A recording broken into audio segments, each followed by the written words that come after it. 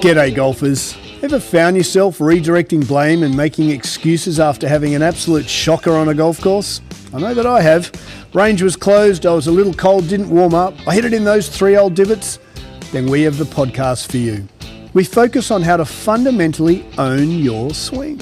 Strike it pure and consistently shoot in the 70s. Be it if you're a weekend hack, retired and playing daily, a school phenom or a tour professional. We present and discuss facts and physics pertaining to golf, trying to keep our ego and opinion at bay. We dispel myths such as keep your head down, bend your knees, or my all-time favourite, game improvement irons. So stop drinking that mythical Kool-Aid and have a sip of ours. I think you'll find it both inspiring and refreshing. I'm Scott Young, founder of Swing, PGA professional and ex-tour player. And together with physical therapist Dr. Sean Joyce, welcome to Pivot the Path. G'day, golfers. SJ, good morning, sir. How are you? Good morning. I'm doing great. Excited Excellent. to chat for a half hour. Yeah, we're going to get into it. We've got a lot to discuss. How was the morning? Yeah, really nice. Good. Getting cold again here. Cold again. I'm really itching to get out and play some golf, but around here it's not been Yeah, perfect. she's a little fresh. We had quite a few of our members play on Saturday in the rain. It was about 55. Yeah, I heard that from a few. Yep. So they played a lot of concrete greens. I'm stoked to hear that some of the golf courses didn't have temporaries. I think they should. Oh, nice. Yeah. If they've got greens that maybe lack a little bit of aeration and have poor drainage, maybe we can put temporaries on those. But too many New England, New York golf courses are too conservative with people's footprints in the frost. I mean, it's grass, it'll grow. Yeah. And members should be able to play. So Definitely. news from the fairways. What have we got? Bit of an international PGA Tour last week. Big time. Yeah, Yeah. French, Danish, and German 1, 2, and 3. I think it's great for golf. Yeah. Pretty awesome. And you brought to the table the Hogarths, the Hogarths. Yeah. We're probably pronouncing it wrong, but We do apologize. How's that family? yeah. So both brothers placed second place. Nikolai on PGA and his brother Rasmus, I believe. That's insane. Second on DP World Tour. So pretty awesome. Yeah, that's so cool. I'd love to get into, we should clone the Kelsey brothers. I should get some hair from the Manning dad. He's obviously, There we go. that guy's got some genes. Yep. And the Hogarth family. That's Yeah. If you think about that, that's pretty cool. Pretty that's- nuts. Yeah.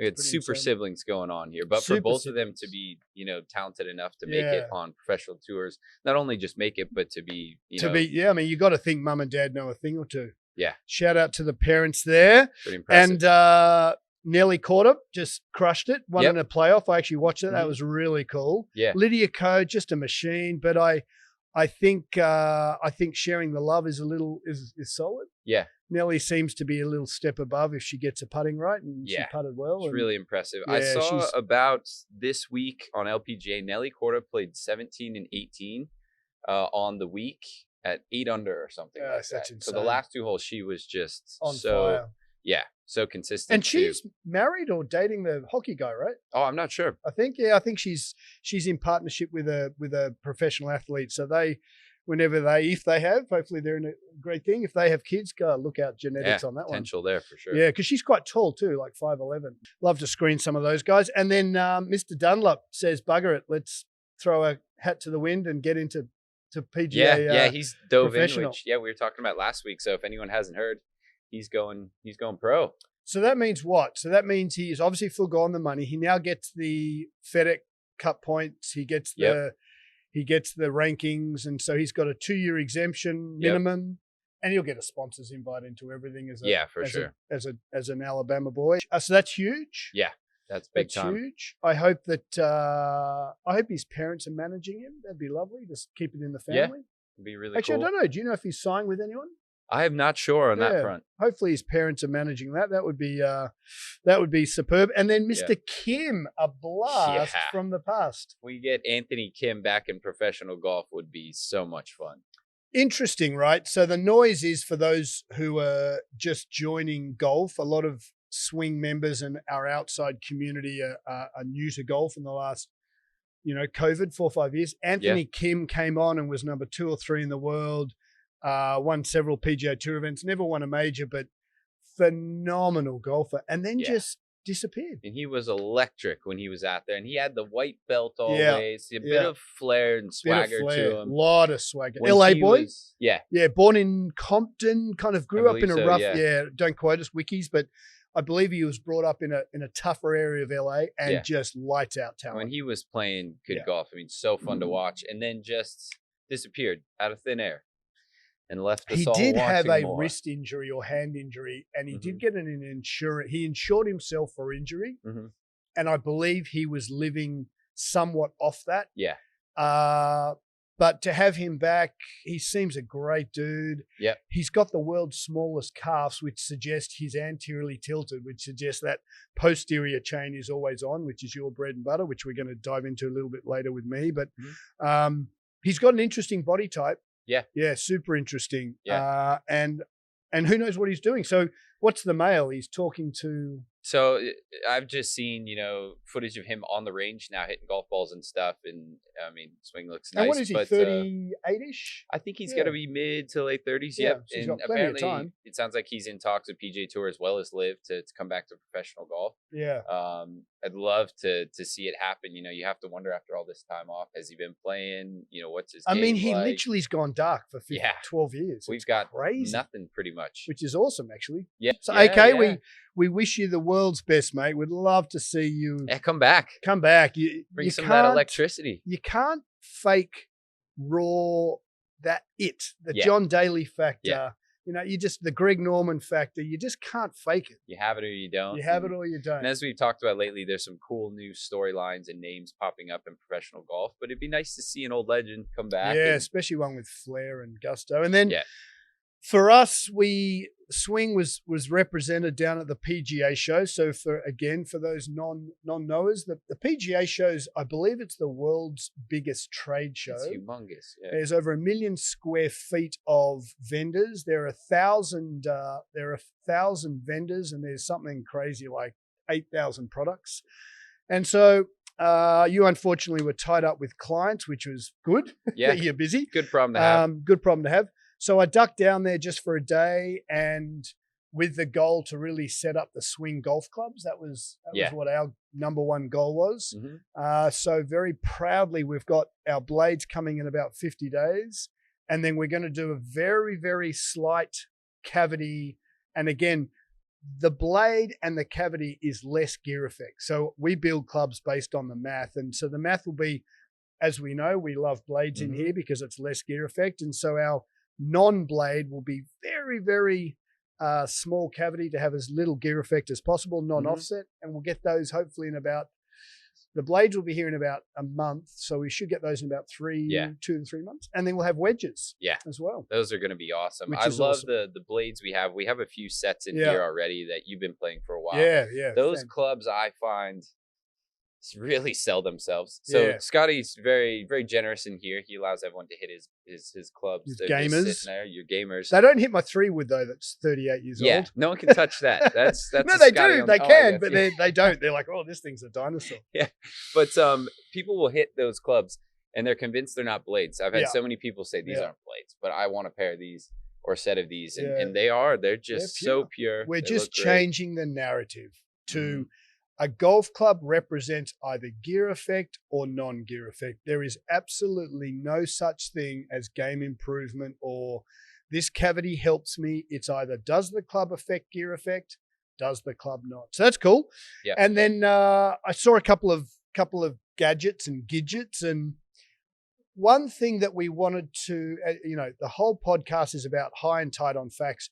One thing that I kind of went down there as a two-hatted approach. One was get the clubs off, but then I wanted to take the professional golfer hat off and just put in a customer hat. Yeah. And I did find that there is a lot of noise on improvement, and subject to you guys and girls listening, whatever you're going to pull the trigger on, just ask, is this, positively affecting face less than path? So that's what I kind of went in with. Yeah. Everything I looked at, was it actually helping me or was it just smoke and mirrors? Yeah.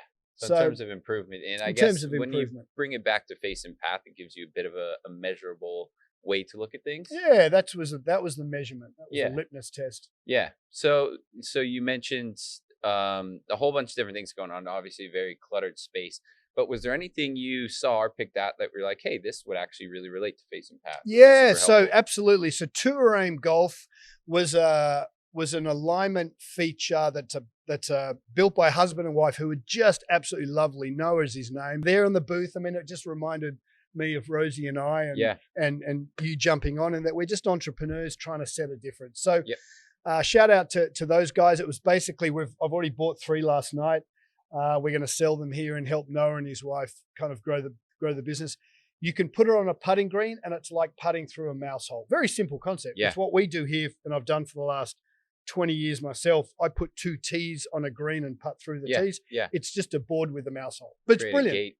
And then you put the alignment rods in there too. And then you put the alignment rods in there. Cool. He's done a great job. Yeah. And then so that's standing vertically. Okay. And then you flip it on the ground and you use it on the range with alignment rods. Cool. So you can use it on the putting green and the range. So I thought, Noah, and your wife, you've just designed this so brilliantly. Yeah, and it's just like a plate you can then slip in your golf bag. It's so good. And it's lightweight. Light. Yeah, that's awesome. And then there were 2, actually I didn't meet these guys. So there's so much noise and vendors and product. I mean, it's obscene. It's so intense. Yeah, sounds chaotic. But then there were these 2 Indian guys from New Jersey. I didn't meet them.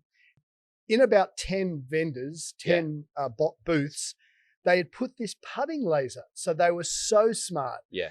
They presumably said to themselves, look, we can spend our 10 grand on a booth, or we can give our product to various booths, turn it on, and it's a laser, and it's called Putt Aim Golf. It's absolutely brilliant. And it's a laser that ensures, again, how does it affect face less than path, or in this case, putting? Yeah. How does it tell me that my putter is aligned on the target line? Yeah. So it's a laser. It's awesome. So it sits on the back of the cup. It's on a little stand. So, and I didn't use it, but pretty easy to think about it. You make sure that your line on the putter or your putter face is perpendicular or square to the laser. Yeah. Brilliant. Absolutely brilliant. So we got one of those coming for here, which is great. And then Hudson Sutler was a mate of ours who's got a magnificent luggage and just you're on golf. I took his bag down to the PGA Show in Streamsong. It's a suit bag, and Jake's just got a really lovely way of presenting a product based on being a golfer, and then he's launched his golf bag. Yeah, and so all the materials, everything. We have beautiful. A handful of bags. He's been very generous with us that are really nice, but they just launched a brand new golf bag. And we've been helping design that, so we're pretty stoked. Really cool. Yeah, lightweight, but has enough storage for everything you need. For those that we always encourage to walk and carry your bag on the golf course. Yeah, it's perfect for it. Yeah, I mean, Jake was great. We've been talking, can we help with a bit of Velcro? Can we have this? Can we have that bit? So we're very proud to have Jake as a member, and Hudson Sutler is just such an awesome brand. Everything made right here across the river. Right here in the US, which is pretty cool. Yeah, really awesome. So they were my 3 takeaways. And then very excitedly, we mentioned last week that you were going to screen me, which we haven't done for a while. Yeah. And then I went and played Streamsong. So I only did about 2 hours at the PGA Show, met my guys, got our clubs organized. Yep. Thanks, Kevin. And then bolted 2 hours northwest to Streamsong, and it looked amazing. Those videos you sent me, I was jealous. It was sitting here. It was raining all weekend, and you were living the life. It was unbelievable. I left the show at like 3, got to Streamsong at 5, spent an hour and a half on the chipping green, gave a caddy who was chipping after his caddying, gave him a chipping lesson, helped him out, showed him my wedges with the bounce. So we're going to have a lot more bounce than anything that's available. And that was cool. And then I'm SMSing and sending you video the whole time. Yeah, going, I'm just sitting there drooling. It looked amazing. And so how many courses do they have at Streamsong? So I think there's 3 golf courses. And it used to be owned by Mosaic, which was a phosphorus company. So it's an ag-based, I believe it's 17,000 acres. Wow. And Kemper Sports have just bought it about 2 weeks ago. Wow. So Kemper's managed it for a long while. They're one of the biggest management companies like Troon or Kemper or got a ton of Bally. And they've just purchased it, I believe. Cool. Every week Sean and I get asked, where should we go play golf? I usually send guys to Sea Island or Kiwa. Mm-hmm. Red Streamsong it blew my mind. Yeah. So good. Yeah. I will have to. It's in the middle of nowhere. Yeah. Yeah, it's in the middle of nowhere. Yeah, I guess that's true. And you've got it's easier to stay at the hotel. I thought the hotel was a little expensive. It was a chunk of change, but And the people were so lovely. That's The awesome. staff were magnificent. I got there on Friday night and the dude was playing his acoustic guitar and I'm having a Guinness after a pretty full-on week. And it was just, I was like, oh my God. Right where you're supposed to be. Right where I'm supposed to be. But to the point, you said something to me last week and you said, Youngie, your goal is to deliver that you don't have to stretch in the morning. And I didn't have to stretch in the morning. Yeah. So last week we were talking about it. We're going to put Scotty through a screening, see where his body stands, and then give you a couple action points based on what we find. So what did you find? Man, you're quite an interesting, especially from, a man's body. So super mobile. Yep. You've had tons of dislocations, that sort of stuff. But you've got tons of internal rotation. But even with that, we found your left side was significantly restricted. Yeah, which compared is to the right. So you still have in your left more than most, but a good 10, 15 degrees shy on the left versus the right. Based on all the testing and stuff we went through, just found that was due to like the position your hip bones were sitting in. So it's not that the joint has a restriction, anything like that. It's just your hips were sitting in a point where you couldn't access your internal rotation range of motion. Based on that, we see the effects trickle up the chain. So upper body was also in a bit of a state of compensation. Sean asked me, he said, what would you like to achieve? And I said, well, I would love more thoracic extension. So if you think of your thoracic spine that rotates, my rotation's pretty good. It's a little tight, but my extension was what I wanted to achieve in my golf swing. Yeah. And so for you, it's interesting. There's a big section of your spine, I think, where you feel like you need more extension. That's actually already stuck in extension. That's what blew my mind. Yeah. So you want more extension and you can't go further into it because you're already there. Because I'm already there. Now, I didn't intellectualize that. Yeah. Which is a little tricky and hard to feel in yourself. Now, there's another section of your spine right below it that's stuck in flexion. So we need those two things to do the opposite of what they're doing. And then collectively, everything can extend more. And you can get in that finishing position in your swing that you want to. So so for me, I felt I've got about 60 degrees of internal rotation. I felt my left hip being a little restricted. And Sean did the test. There's one test where he basically gets me in internal rotation and my brain goes immediately to, I'm about to dislocate my knee. And it was when you were doing that, I was kind of flinching. Yeah, you're a little tense. Yeah, it's funny. I've dislocated, 40, 50 times. And it's amazing how the brain just patterns. Oh shit. Yeah. You don't like this, tense up. Yeah. Protection mode. Just lockdown protection mode. But it was quite interesting, but all the things we found with him are actionable.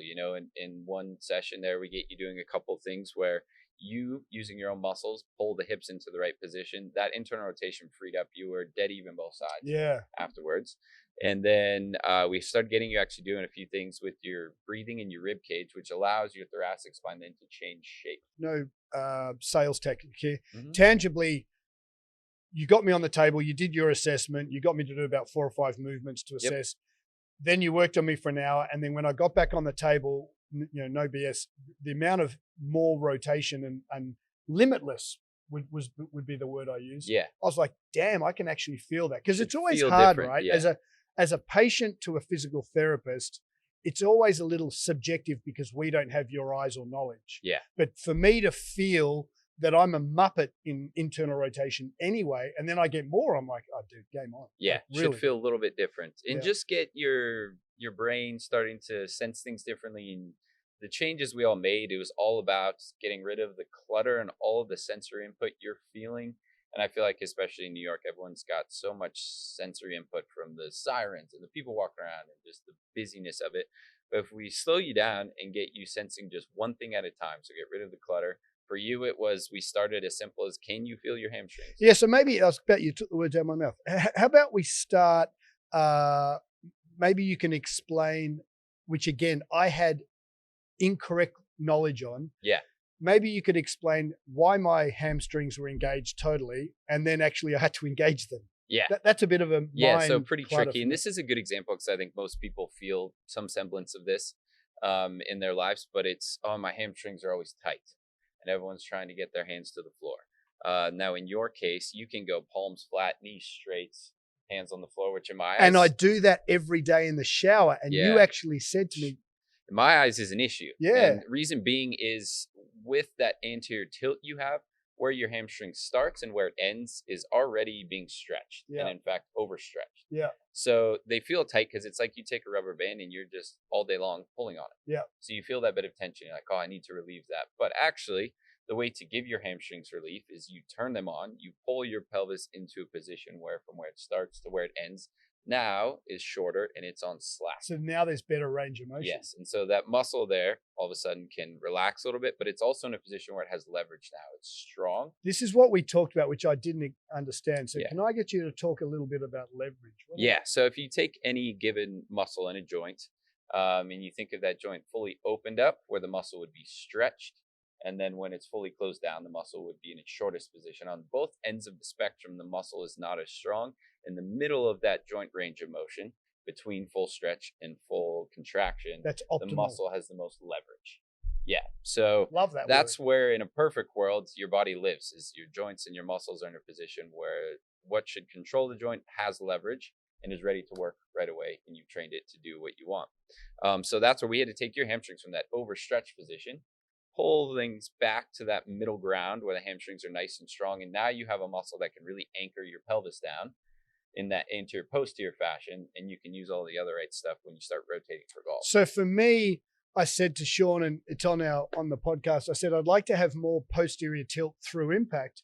But the irony was, because I live day to day in anterior tilt, my hamstring is always on and at its full extension. Therefore, I can't go anymore. And so your theory, which was backwards from my brain, but now I get it, is, well, Young, it's not that you can't posterior tilt through impact. It's because your hamstring and posterior chain, backside of my legs, is always so on, they can't go any further. There's nowhere to go.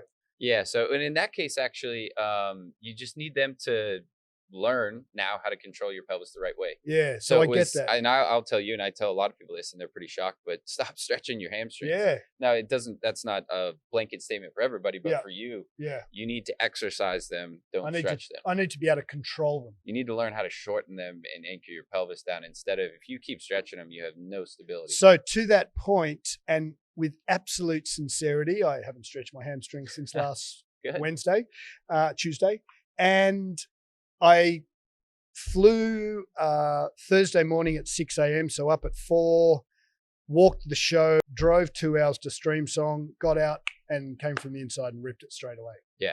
It sounds like you played quite well. So let's parlay. So then I did my breathing and hamstring engagement exercises at like 6:30. And then I get to the golf course, and this is where it gets really cool. So I'm SMSing Buggerlugs here going, dude, wish you were here.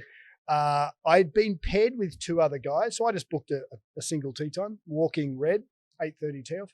And I get up to the starter and the other 2 didn't show up. And I'm like, what? Who pays $300 a round or whatever it was and then doesn't show up? So I'm like, okay. So I then call the boss and say, boss, I'm on my own. And Rosie's like, right, content. So we videoed. So I played even par of the front 9. And this is where it gets really funny. So I play the 8th. And there were the 3 ahead of me, and I was wearing pants. I always wear pants. Melville Proud, who used to run the PGA back when I was way back when, in New South Wales, said to me, I always want to be able to look down the 18th and see my players. And I know my players are golf pros because they're wearing pants. A little old school, I know. But so I'm playing in long pants, and these 3 guys were at the halfway hut at red. It's a halfway hut on the 9th rather than the 10th, the 8th green.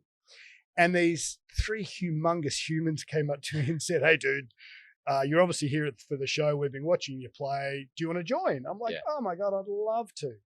So these guys, and shout out to Dustin, Brandon, and Big Jake, these boys were traders. They were super nice guys. I know they're going to be listening. We've got 3 new clients. Yeah. And they were hockey players from Michigan. So they were ecstatic at the college ball they won. Yeah, yeah. But they were humongous humans. One guy was about 6'6", one guy was 6'4", Jake. And Jake said to me, oh, who are you and what do you do? And I said, oh, my wife and I have got a new product and business we've launched, and we've got Dr. Sean, who's joined our physical therapy, and the 3 of us are kind of starting to hopefully change the narrative in the golf swing. We're heavy into biomechanics. Yep. He then flips and starts being pretty aggressive and goes, oh, I've just been to the show and I've seen this fantastic app that's several $1 million and I've got 60 degrees of internal rotation. And to which he came at me quite aggressively. So then the alpha male in me kind of reared up and I said, well, I'm pretty positive, buddy, you don't have 60 degrees of internal rotation. I've got 60 and I've never seen it. Yeah. And he said, oh, no, this thing told me that I did and the show said I did. And I said, well, I could actually measure it for you. Take 3 seconds. So this is where it was really funny. So I said, mate, just lie down, face down on this bench and I'll give you a test. And his boys started ripping him. I'm like, dude, you've known this Aussie for all of 20 seconds and he's getting you to lie down, face down and spread your legs. So there was banter going back and forth. That's good fun. It was so much fun. And sure enough, this kid had about 29 degrees left side. His right side was pretty good, actually. His right side was about 40. Yeah. And then because it was based on facts, he started believing. Yeah. And then ironically, the first hole we played was a like 300-yard par 4 at red. I think it's number 9. And I hit it to about 4 foot and made eagle. And so the game was on. Yeah, there you go. Instant credibility there. Yeah, it was. And these guys are lovely guys. And Jake outdrove me by about 25, 30 yards every drive. These boys were big humans. Yeah, big hockey players. And you can imagine. So both of them spun their torso. They were right-handed, so right hockey hand low. Yeah. And both of them spun their torso through impact. They were outside in. They were hitting little pools. And I didn't want to, we're always trying to just be very calm and, hey, this is our idea and we're not saying it's right. But I let them come to me and I said, guys, I'm here to help. Yeah. And so we got them hitting a lot to first base. Cool. And they were just blown away. Yeah.